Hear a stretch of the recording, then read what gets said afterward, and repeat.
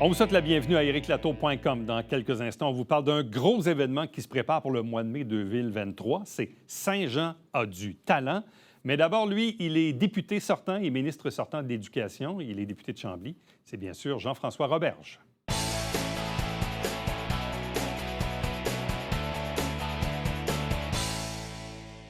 On est à compléter notre série d'entrevues avec les candidats et candidates des comtés de Saint-Jean-Iberville et Chambly qu'on dessert ici même à la télévision du Richelieu. Aujourd'hui, on est dans Chambly avec le député et ministre sortant qui représente la coalition Avenir Québec, Jean-François Roberge. Bonjour et bienvenue. Bonjour, M. Latour. Un autre mandat?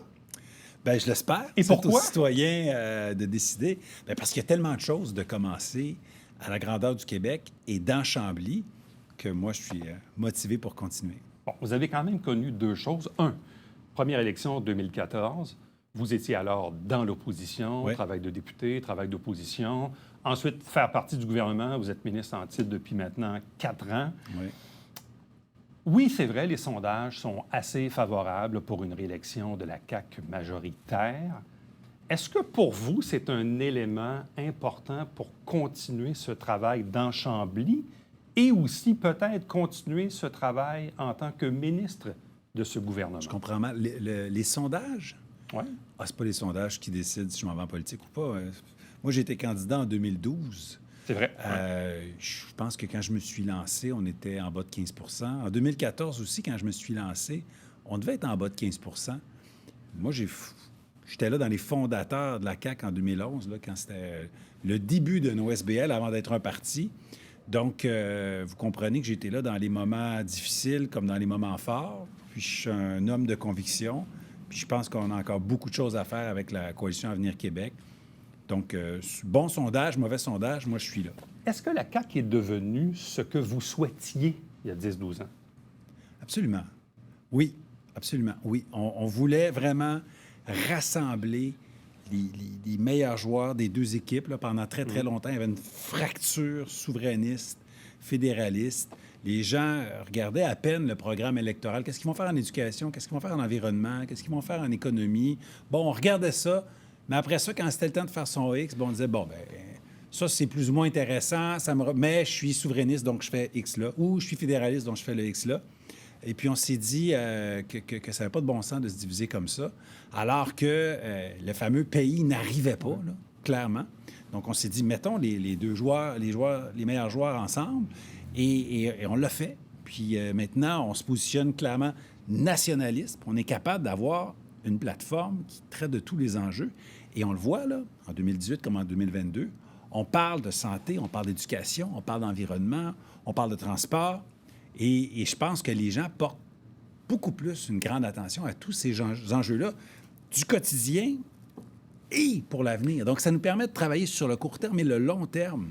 Avez-vous l'impression que la gestion de la COVID, bien malgré vous a fait un peu dévier de votre focus de celui de gouverner, de réaliser les engagements pour lesquels on s'était prononcé en 2018? Je le dis bien malgré vous parce qu'il y a eu une COVID à gérer. Là. Je veux dire, c'est certain, là, mais... c'est certain que ça ne nous a pas permis de faire tout ce qu'on voulait faire. Beaucoup de citoyens me le disent quand je fais du porte-à-porte. Ils disent, M. Roberge, vous vous êtes fait un peu fait voler votre mandat. On a fait beaucoup de choses malgré la pandémie. Mais c'est certain que le premier mandat a été un peu éclipsé. Ça fait quoi, 2 ans? Je pense qu'on a eu, 1 an et demi régulier pour mettre en place des grandes réformes, des grands changements. Puis maintenant, 2 ans et demi avec la COVID.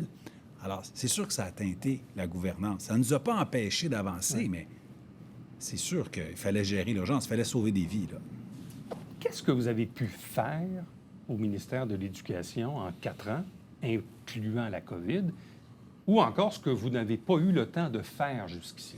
Bien, je vais vous dire ce qu'on a eu le temps de faire. Et je suis content parce que pendant, au plus dur de la pandémie, c'était malvenu de parler de ces réalisations-là quand il y avait des jeunes avec des masques, quand des classes fermaient. Donc, c'était moins le temps d'en parler. Bien, on avait dit qu'on allait transformer les commissions scolaires en centres de services scolaires, éliminer les postes de commissaires où il y avait à peu près 5 des gens qui allaient voter, établir des conseils d'administration sur lesquels il y a des parents, mais aussi des gens qui sont dans les classes et dans nos écoles au quotidien. C'est très, très important. C'est une forme de décentralisation de permettre à une direction d'école, en fonction, là, à un enseignant ou une enseignante, un psychologue, d'être sur le CA. Donc ça, c'était très important. Ensuite, on a déployé notre maternelle 4 ans. Au moment où on se parle, il y a à peu près 19 000 enfants qui fréquentent la maternelle 4 ans, donc c'est quand même exceptionnel. J'ai rencontré des ingénieurs et des architectes, beaucoup de firmes. Je suis allé en France, je suis allé à New York, je suis allé à Toronto pour voir les nouvelles façons de construire les écoles. On a créé la toute nouvelle génération d'écoles. Au moment où on se parle, il y a plus de 100 écoles qui sont en chantier. C'est pas juste des nouvelles écoles, c'est une nouvelle génération d'écoles. On a réformé complètement le cours d'éthique et culture religieuse. Il y a une implantation graduelle qui commence cette année pour culture et citoyenneté québécoise. On a implanté le seul programme de tutorat au Canada, le programme national de tutorat. Vous voyez qu'on a fait beaucoup de choses en plus de gérer l'urgence. Donc, il y a quand même tout un bilan intéressant en éducation, même s'il reste encore beaucoup à faire. Est-il vrai de dire qu'on a encore un problème de vétusté au niveau du parc immobilier des écoles au Québec? Absolument. Et que, oui, on parle de pénurie d'enseignants, on le voit, on l'a vu, mais on a aussi un enjeu de rétention où il y a malheureusement des profs, surtout en début de carrière, qui malheureusement ne se rendent même pas à leurs premiers 5 ans et quittent pour aller faire d'autres choses parce qu'ils ont l'impression qu'ils n'ont pas le support requis. Qu'est-ce qu'on peut faire? Mais il reste beaucoup à faire encore. C'est pas parce qu'on a été très actifs malgré la pandémie que c'est réglé l'éducation, il n'y a plus de problème, là. Donc, les 2 enjeux que vous avez nommés sont très importants. Puis ça va prendre encore quelques années. Les retards étaient tels quand on est arrivé en 2018 que même s'il n'y avait pas eu la pandémie, on n'aurait pas pu tout régler en 4 ans. Puis avec la pandémie, c'est sûr que ça nous a ralenti. Donc, la vétusté des écoles, on s'y est attaqué dès l'an 1, mais il en reste encore beaucoup à faire, même si on n'avait jamais autant investi. Puis la pénurie de main-d'œuvre dans nos écoles, écoutez, elle s'est construite pendant au moins 10 ans, là. Il n'y avait pas assez de gens qui s'inscrivaient dans les facultés de sciences et d'éducation. Donc, évidemment, s'il y a des gens qui prennent leur retraite, puis il n'y en a pas assez qui diplôment, c'est un problème. Là, on a attiré des talents de 2 manières. D'abord, les inscriptions dans les facultés de sciences et d'éducation ont bondi depuis qu'on est arrivé. Donc, il y a quand même un engouement pour l'éducation qu'il n'y avait pas avant. Puis, on a créé toutes sortes de passerelles pour que des gens se réorientent. Mais encore une fois, malgré tout ça, ça va prendre quelques années, dans les 2 cas, pour rénover toutes nos écoles, puis pour passer à travers la pénurie de main-d'œuvre. Ça va prendre encore quelques années. Souvent, dans un mandat de gouvernement, très souvent, les premiers ministres font des remaniements. Or, dans votre cas à vous, premier ministre vous a laissé en poste pendant 4 ans à l'éducation. Peut-être l'enseignement supérieur qui a été relégué à Mme McCann en cours de route. Récemment, c'est le premier ministre lui-même qui dit « Écoutez, Christian Dubé à la santé va sûrement revenir et d'autres personnes », mais il ne vous a pas nommé. Est-ce que ça vous a agacé de voir que le premier ministre ne s'est pas engagé à vous remettre à l'éducation? Est-ce que vous voulez vous-même poursuivre à l'éducation? Écoutez, 4 ans à l'éducation, là, c'est une éternité d'une certaine façon. Je pense que je suis 2e. Là. Depuis que le ministère de l'Éducation existe au Québec, il y a une seule personne qui a été plus longtemps. C'est un record de longévité ou presque. C'est ça. D'habitude, c'est 18 mois. Puis c'est une mauvaise chose quand c'est 18 mois. Là. On change de ministre beaucoup trop rapidement. Tu n'as pas le temps d'implanter des choses. Tu n'as pas le temps de prendre connaissance du réseau correctement. Là, on a eu la chance de faire 4 ans. Puis comme je dis, c'est un peu comme au Scrabble. Je pense que les amis de pandémie comptent double. J'ai peut-être l'équivalent de 6 années. Voulez-vous continuer à l'éducation? Bien, écoutez, je vais laisser le premier ministre d'abord gagner l'élection. Il ne faut pas présumer de rien. Écoutez, on est à une semaine. Au moment où on tourne ceci, on est à une semaine de l'élection. Écoutez, il faut d'abord que je gagne dans Chambly. Il faut que la Coalition Avenir Québec forme le gouvernement. Puis il faut que le premier ministre choisisse de me confier des responsabilités de ministre. Il y a beaucoup de si, là, puis j'irai où le premier ministre m'enverra. Bon, parlons de Chambly. Qu'est-ce qui a été fait dans le dernier 4 ans? Quels sont pour vous les principaux engagements qui ont été réalisés dans Chambly? Bien, je vous dirais d'abord l'école secondaire. On s'était engagé. Quand j'étais dans l'opposition, je travaillais très fort. C'était dur, là. Au Parti libéral, puis à l'ancienne commission scolaire, avant que ça devienne un centre de service scolaire, il y avait pas mal de résistance. Pourtant, c'était un besoin qui était criant, je pense. Donc, maintenant, c'est plus juste un projet. Là, je passe devant le chantier assez fréquemment. Donc, un projet de plus de 160 millions de dollars. Une école secondaire agrandie qui va avoir des secondaires 1 à 5 à Chambly, chez nous. Puis ça va permettre aussi... moi, je pense que ça va permettre de lutter contre le décrochage. Mais en plus, les citoyens vont pouvoir les utiliser. On parle d'une agora, on parle de gymnase immense, on parle d'amphithéâtre. Donc, c'est vraiment... C'est pas juste une école, là, c'est plus que ça. Il y a une maison des aînés qu'on est en train de construire à Carignan. Et collé sur la maison des aînés, il y a un CPE aussi. Donc, c'est très intéressant d'avoir l'intergénération. Donc, on a un concept un peu, je vous dirais, très, très moderne, innovant. Il y a une autre école qui est en train de se construire aussi à Carignan. Puis, il y a toutes sortes de partenariats avec les municipalités où on a poussé leurs projets pour que ça se concrétise. Encore à Carignan, une patinoire couverte. C'est le projet de la ville, je ne vais pas me l'approprier, mais on a été là quand même pour aller chercher les subventions pour que ça arrive. Donc, ça fait quand même beaucoup de choses qui ont bougé en 4 ans là, dans le comté. Bon, il y a toujours un enjeu à l'égard du transport. On sait, il y a 4 ans, la promesse phare, c'était le prolongement du REM aux autoroutes 10 et 35. Votre collègue de Saint-Jean, Louis Lemieux, a dit ici, en pleine télévision, que, ultimement, étude à l'appui, que c'était une fausse bonne idée. C'est une bonne idée, mais bon, que quand on regarde ce que ça coûte et ce que ça donnerait en bénéfice, malheureusement, c'est peut-être pas à l'ordre du jour, raison pour laquelle cette promesse-là a été rompue. Maintenant, c'est quoi maintenant les alternatives pour prendre des gens qui habitent le comté de Chambly et ces gens-là qui ont des besoins de transport vers Montréal ou vers la Rive-Sud? Bien, d'abord, c'est ça. C'est parti. Hein? Les travaux sont annoncés, sont financés. On va élargir l'autoroute 10 des deux côtés à partir de la 35. Donc ça va amener beaucoup de fluidité. Et on refait complètement l'échangeur entre l'autoroute 10 et la 35 parce que ça ralentit beaucoup.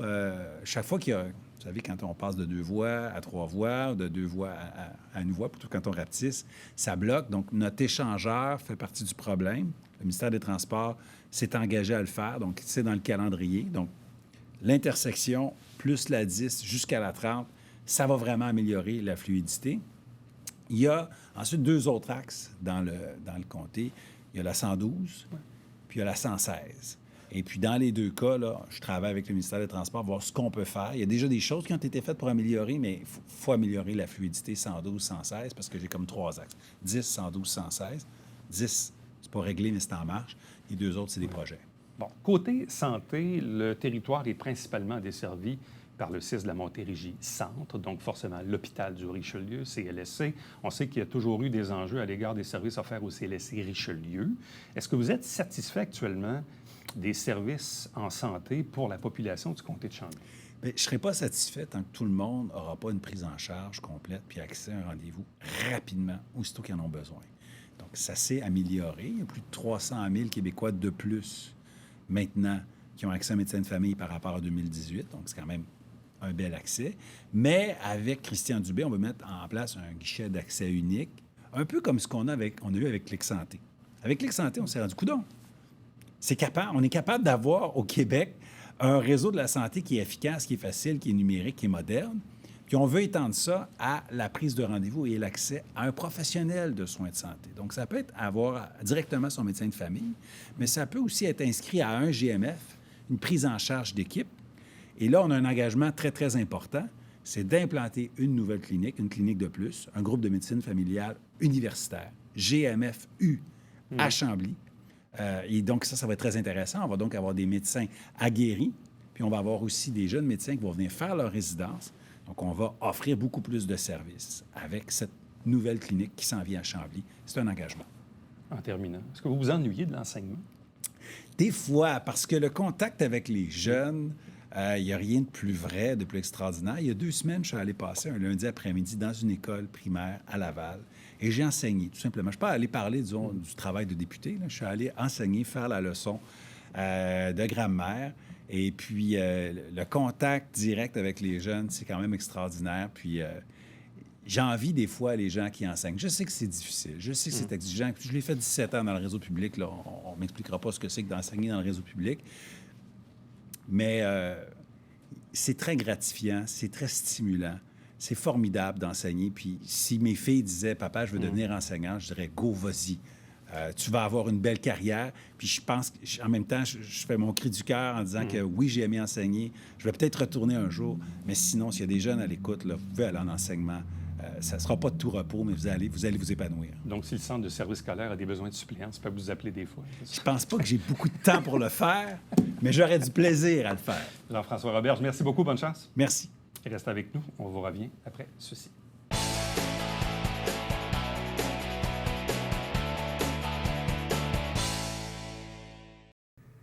Salut, ici Alexandre Baudouin. Et François Trépanier. Frank, on invite les gens à écouter Sport Express à toutes les semaines. Tout à fait, le jeudi 19h et plusieurs fois en reprise, même la nuit, Alex. Puis même sur Internet, sur Oh, YouTube. ben, bien sûr. Manquez pas ça.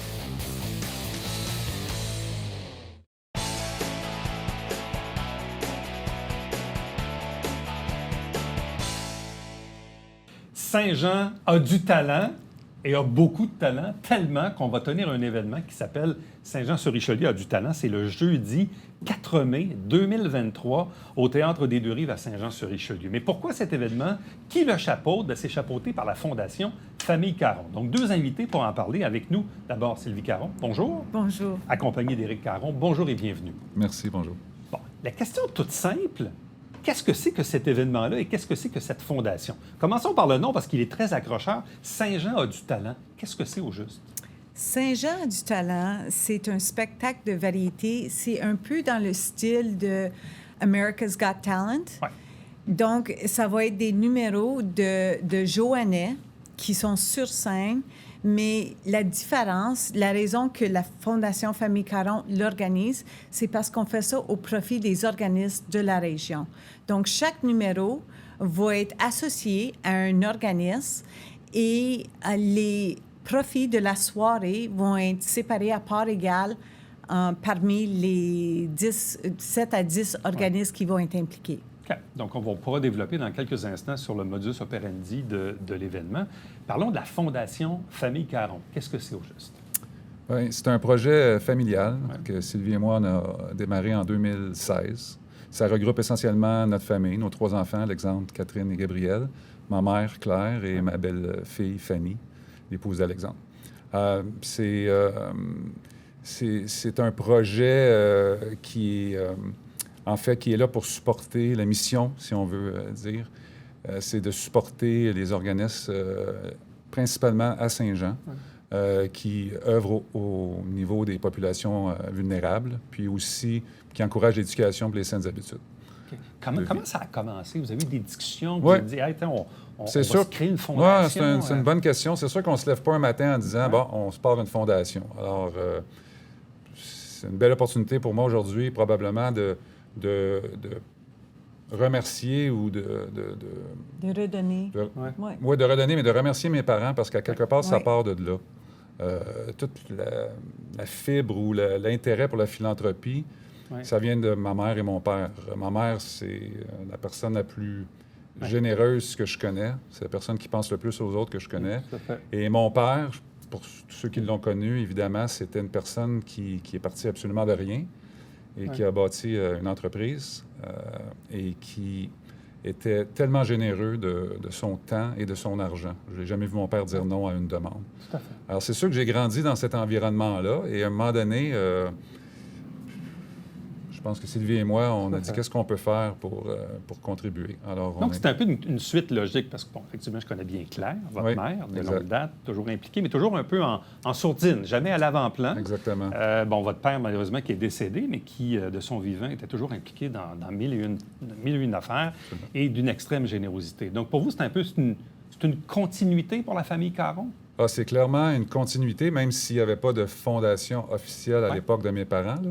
C'est une façon non seulement de l'officialiser, de leur rendre honneur, mais c'est une continuité définitivement. Notre ambition, d'ailleurs, c'est d'assurer, c'est d'établir une pérennité avec cette fondation-là. Donc, après nous, ça sera nos enfants, et après nos enfants, ça sera nos petits-enfants. Et la façon de le faire, c'est... Moi, j'ai fait un don en 2016 pour partir de la fondation. Ouais. J'ai fait d'autres dons depuis. Je vais continuer d'en faire, mais on ne touche pas au capital. On ne donne que le rendement chaque année pour assurer cette pérennité-là. J'ouvre une parenthèse parce que je trouve qu'elle est à propos dans ce contexte-ci de l'entrevue. Il y a plus de 10 ans, parce qu'à l'époque, la télé était de l'autre côté de la rue, j'avais reçu votre père en entrevue. Votre père, évidemment, qui a fini ses jours en fauteuil roulant Absolument. suite à un accident. Oui. Et ça m'avait frappé dans cette entrevue-là parce que Michel avait dit, il dit, moi, j'ai les moyens de me payer un camion, des services et tout ça, mais il dit, je pense aux gens qui sont dans ma condition et qui n'ont pas les moyens que moi j'ai. Et je le sentais très, très, très, très sensible à ce volet-là. Je ne sais pas si lui-même le verbalisait à l'époque. Absolument. C'est certain que les 10-11 dernières années avec mon père, suite à son accident, nous ont énormément sensibilisés aux besoins Et c'est pour ça que le focus de notre fondation, c'est envers principalement les populations vulnérables. Bon. C'est là qu'on pense qu'on peut contribuer le plus. Là. Bon, à partir du moment où on met en branle donc la fondation et on se dit, ben voici, nous, on va redonner directement ou indirectement ou via des organismes du milieu. À quel moment on fait ce choix de dire on ramasse des sous, on crée des événements, mais on va les redonner à des organismes? On travaille avec nos forces. Nous autres, la fondation, on peut donner de l'argent direct, Ouais. mais on a des talents chez nous qu'on est capable d'organiser des événements.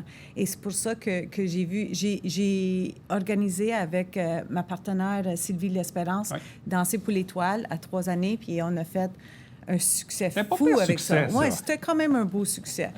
Et on est très fiers de ça. Puis on a vu que la générosité de la communauté envers un organisme comme ça, quand l'événement est bon aussi, que ça peut porter fruit. Et je trouve que cet événement, si ça faisait longtemps que j'avais l'idée en tête de faire ce genre d'événement-là dans un théâtre, des numéros de variété, et comment faire profiter plusieurs organismes. Honnêtement, la raison que la raison que j'ai pensé à faire ça à plusieurs petits organismes, c'est que je me suis fait approcher pour organiser un tournoi de golf pour un petit organisme. Je ne sais pas si Oui, tu sais tout à de fait. qui je parle. Ouais. Et la personne, elle voulait lever entre 10 et 15 000. Organiser un tournoi de golf pour 10 000 $, c'est énormément de travail. Il n'y avait ni le temps, ni le personnel pour le faire. Puis je ne comprenais pas qu'il y avait juste besoin de ça. Moi, ça me fait plaisir d'organiser un événement. Pour les petits organismes, pour eux, ils ont juste besoin de trouver un numéro pour monter sur scène et ils n'ont pas besoin de faire plus de travail que ça. Tout leur temps et effort est envers leur travail. Mais ça, ce que ça démontre, c'est que dans notre communauté, il y a des organismes qui sont des experts en sollicitation, qui créent beaucoup d'événements. Oui. Bon, je parle entre autres de la Fondation Santé ou de l'Étoile Pédiatrie sociale. Oui. Mais il y a d'autres organismes très importants dans notre communauté qui n'ont peut-être pas l'énergie ou les ressources pour faire beaucoup de sollicitations. Exact.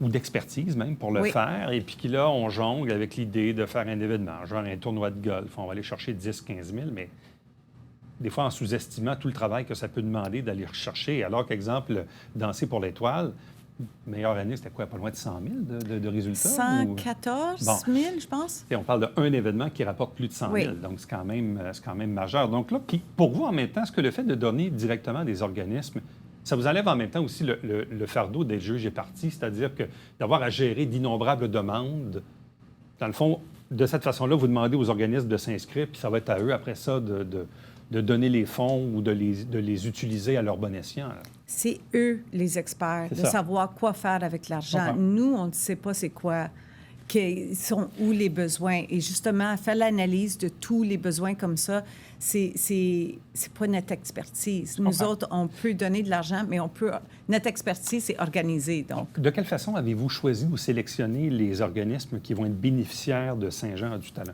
Mais justement, parce que je suis impliquée beaucoup à quelques conseils de la région, j'ai créé un comité. Et un comité c'est 3 spécialistes dans l'événement, dans les spectacles, si tu veux.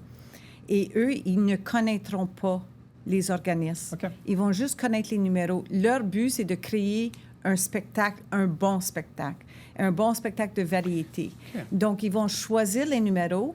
Et en choisissant les numéros, les organismes vont être choisis. Donc là, on est à l'étape où vous avez invité les organismes à soumettre une candidature. Oui. On a reçu 16. 16? 16, oui. Donc, puis vous avez de la place pour malheureusement, combien? Entre 8 et 10. C'est pour ça qu'il devait y avoir une sélection. Et c'est pour ça que Sylvie expliquait comment que ça va se faire pour être le plus équitable possible. OK. Donc là, vous avez reçu 16 projets. C'est extraordinaire. La réponse est bonne? La réponse est extraordinaire. Au-delà de... Oh. Mais l'idée est géniale. Je veux dire, moi, je suis privilégié là, parce que j'observe ça tous les jours depuis 36 ans. Mais Sylvie, c'est une femme d'idées, mais des idées pratiques. Pas des idées comme Oh, plusieurs des des fois. fois ont. Bah, non, c'est souvent des idées qui sont applicables, mais qui sont très, très créatives. Puis ça, je pense qu'en est une qui est Et là, dans le extraordinaire. fond, les organismes, ils vous ont présenté des projets Ouais. où Oui. ils vont mettre en valeur un ou des talents? Je peux te donner des exemples. Il y en a un qui dit c'est mon frère avec son fils qui va chanter des chansons. Ils nous ont envoyé OK. une vidéo, mais peut-être la chanson n'a pas rapport avec leur organisme. Un autre organisme a choisi de mettre en valeur le travail qu'eux, ils font comme organisme. Donc, ils ont une scène de montée et ça montre qu'est-ce que l'organisme fait. Donc, chaque numéro est différent. J'ai reçu de la danse, du chant, magie, Tout, ouais. tous les instruments que tu peux penser. OK. Non, ça va être vraiment varié, intéressant. Bon, donc là, ultimement, il y aura une sélection et maximum 8-10 prestations. Oui, parce qu'on ne veut pas diluer comprends. l'argent qu'ils vont recevoir. Et là, le jeudi 4 mai 2023, au Théâtre des Deux-Rives, Oui. là, c'est quand même un théâtre qui peut accueillir 850 places, ou Oui. à peu près. Là. Donc là, on va vendre des billets, dans le fond? Oui, oui. Les billets vont tomber en vente au mois de novembre à travers OK. la SPEC. Et au mois de novembre, on a choisi ça parce que ça va nous donner le temps de se préparer, mais ça va donner la chance à du monde d'offrir ces billets-là en cadeau de Noël aussi. Est-ce que le prix du billet a déjà été fixé? Alentour de 50 $. Ah, OK, c'est pas si cher que ça. Non, non, non, non. OK. Écoute, et on va avoir un animateur, un humoriste de la relève qui va venir faire animer le show au complet, faire un numéro de début, un numéro à la fin, et qu'on espère son nom aussi va attirer le monde vers le spectacle. OK. Puis là, dans le fond, une fois, et souhaitant évidemment qu'on vende tous les billets, plus C'est les C'est commanditaires sûr et qu'on tout va ça, les vendre. vous pensez être capable de redistribuer combien de sous avec ça? Entre 6 à 10 000 pour chaque organisme. chacun des organismes? Chacun des organismes. Ça, c'est juste à partir des profits de la vente des billets et les commandites que nous, on va aller chercher. Mais il y a un deuxième volet que les numéros peuvent aller chercher d'autres sous. On va avoir une compétition coup de cœur. Donc, chaque numéro va faire la sollicitation de vote pour que le monde les encourage. Un vote égale $1. Donc, un peu dans le même style de Danser pour l'étoile, on va faire la sollicitation d'encourager chaque numéro et on espère que les organismes vont être capables d'aller chercher au moins 2 000 à 3 000 $ de plus, davantage. Et ça va être propre à eux. Est-ce que c'est un événement qui peut perdurer dans le temps, se répéter année après année? C'est le souhait? Ouais? J'espère, oui, j'espère. Ouais. Et nous, on serait prête à le remettre à la ville ou à un autre organisme qui veut le continuer pour la région, mais l'idée est là, oui. Bien, à vous deux, merci beaucoup. Bonne chance, puis au plaisir de s'en reparler au fur et à mesure où le projet va évoluer là, d'ici le printemps prochain. Bien, ça nous fera plaisir. Puis c'est sûr qu'une des sources de revenus, si je peux Ouais. me permettre, ça va être les commandites. Oui, évidemment. Alors, C'est ouvert. Le message est lancé. J'en profite parce que ça va être un événement unique, honnêtement, là, qui va supporter une dizaine de causes. À vous Bon, deux, merci c'est ça. beaucoup. Merci à vous. Merci. Restez avec nous. On vous revient après ceci.